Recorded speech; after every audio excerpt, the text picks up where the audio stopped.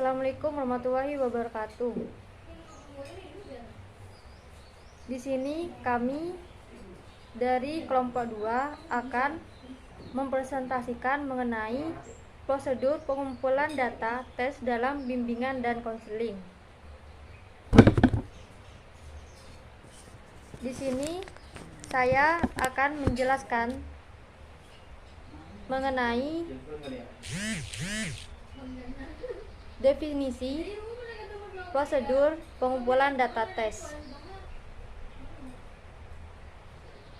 Secara umum, teknik pengumpulan data dilakukan secara tes dan non-tes.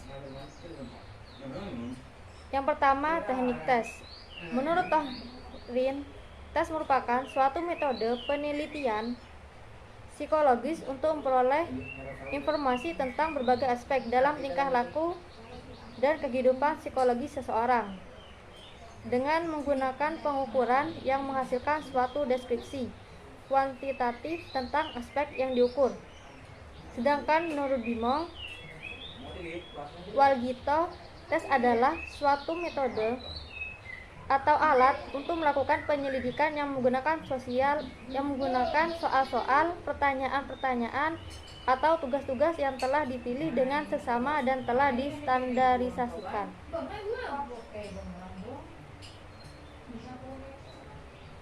Tes sebagai metode penyelidikan mulai dikenal setelah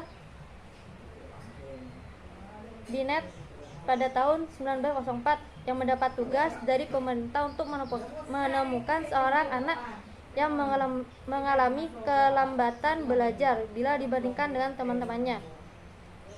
Kemudian penyelidikan tersebut dikerjakan bersama-sama dengan Simon sehingga dikenal dengan tes Binet-Simon mengenai intelijensi.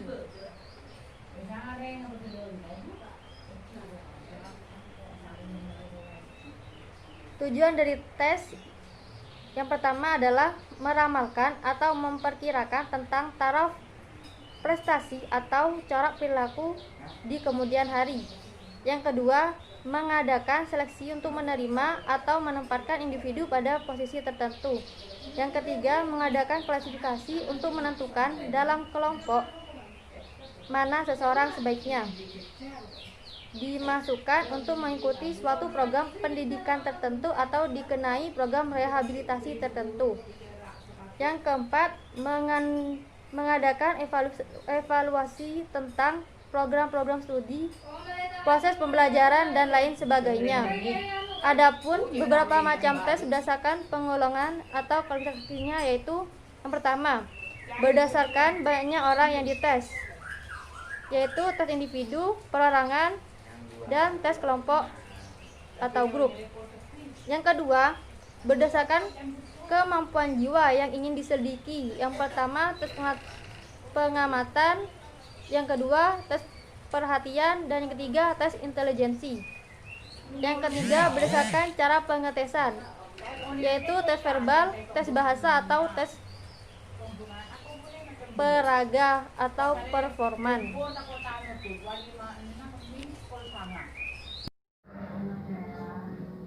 Sebelumnya, Assalamualaikum warahmatullahi wabarakatuh. Saya akan menjelaskan berbagai macam tes menurut Tohrin.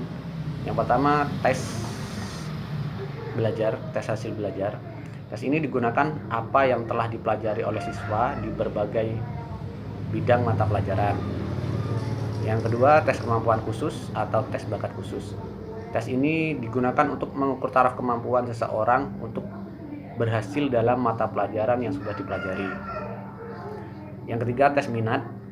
Tes ini digunakan untuk mengukur kegiatan-kegiatan apa yang paling diminati siswa. Yang keempat, tes perkembangan vokasional. Tes ini digunakan untuk mengukur taraf perkembangan seseorang atau siswa dalam hal kesadaran akan memangku sesuatu pekerjaan atau jabatan tertentu.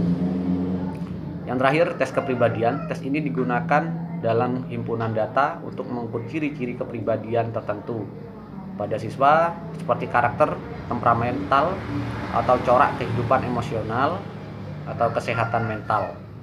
Jadi relasi sosial dengan orang lain. Perlu diketahui bahwa baik tidaknya suatu tes bergantung pada validitas dan realitas tes. Mungkin itu saja yang bisa saya jelaskan. Kalau memang ada pertanyaan, dipersilakan.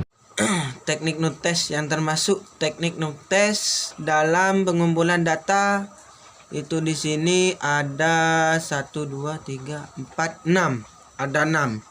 Yang pertama adalah skala penilaian. Yang kedua sosiometri, yang ketiga kunjungan rumah, yang keempat kartu pribadi, yang kelima studi kasus, yang keenam konferensi kasus.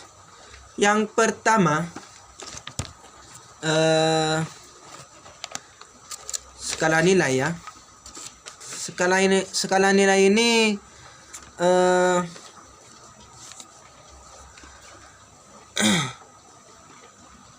sebuah daftar yang menyajikan sejumlah sifat atau sikap yang dijabarkan dalam bentuk skala.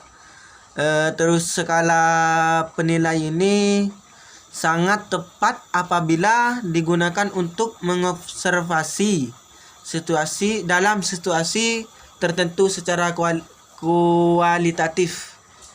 Yang kedua sosiometri. Sosiometri ini merupakan alat untuk mengumpulkan data tentang hubungan sosialnya dan tingkah laku sosialnya melalui tingkah laku sosialnya. Melalui titik ini, konselor dapat memperoleh data dari peserta didik atau konseling tersebut. Terus yang ketiga kunjungan rumah. Kunjungan rumah untuk mengenal lebih dekat tingkah lakunya atau lingkungannya,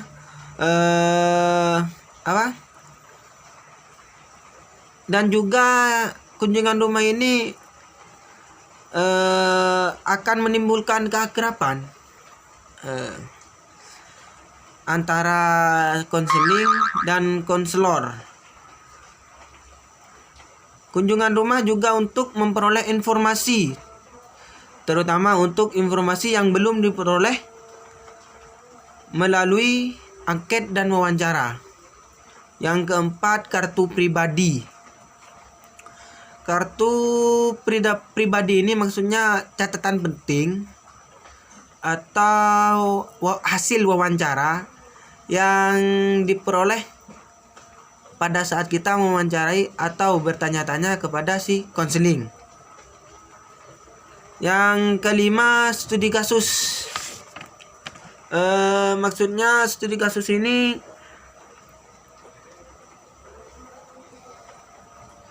bermakna teknik mempelajari seorang individu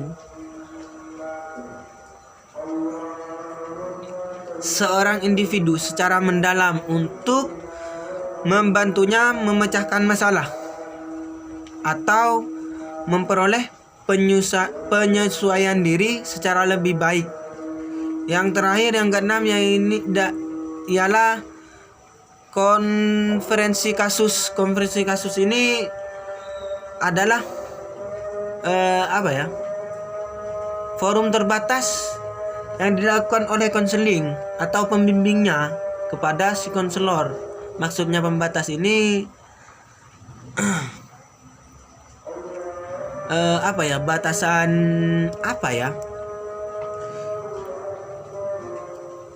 untuk membahas masalah dan memecahkan masalah. Sekian dari saya, terima kasih.